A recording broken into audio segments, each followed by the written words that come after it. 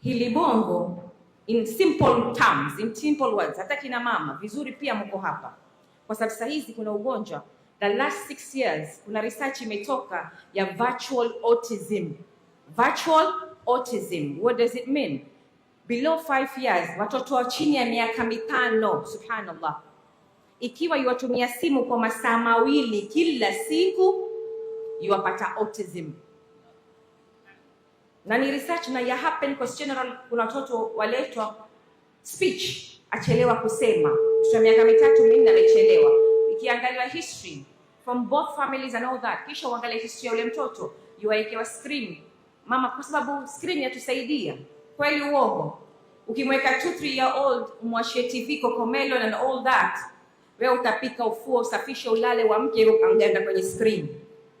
Ama utampa mtoto simu, nazungumza chini ya miaka 5, kisha nawajia na nyinyi chini ya miaka 5 abaki na screen 2-3 hours, tunasema ni 2 hours, just 2 hours every day, kila siku, chini ya miaka 5, atachelewa kuongea, atachelewa kuwa na ufahamu, kukuelewa, atachelewa. Ukimtuma kitu atakuangalia, fikiria, kisha. Kwa nini? Kwa sababu haya mabongo, binadamu sote kwa uelewa uchache uko 3 parts, 1, 2, 3. Ubongo wa hapa mbele, it's a learning prefrontal cortex, ni ubongo wa kusoma, kujifunza, kuelewa, kujitetea, problem solving hapa mbele sote. Ubongo wa katikati ni ubongo wa starehe.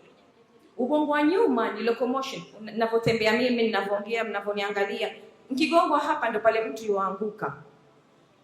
Sio, tuelewana? Sasa wakati wa simu, ubongo wa katikati ndo watumika zaidi. Ule ubongo wa starehe, pleasurable area ya ubongo yatumika zaidi. Ule area ya kusoma mbele ya wa dormant. Kusoma nini? Kujifunza nini? Kuelewa nini?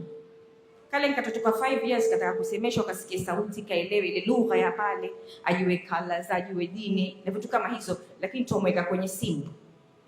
Nasema lakini namwekea nashid, lakini namwekea mambo ya dini with mixture of colors.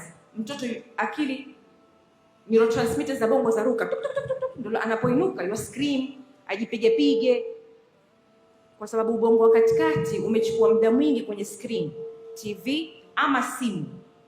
Sasa teenagers kama nyinyi, 2 hours kwenye simu kila siku, pleasurable. Pleasure maana yake nini? Uwe kwenye simu masaa 2 na wewe ni mwanafunzi. Ina maana ubongo ule wa katikati wa pleasure ndio utakuwa uko juu, uko alive. Ule ubongo wa kusoma mbele utaduaa. Sio kwa hutaelewa kwa sababu ushakuwa mkubwa, kuelewa kwako kwa kugumu. You take a lot of time, lot of revision. You have to repeat and repeat ndio uelewe. Kwa hiyo gadgets lazim, when you are a student, gadgets lazima zipungue. Your mental health stays healthy.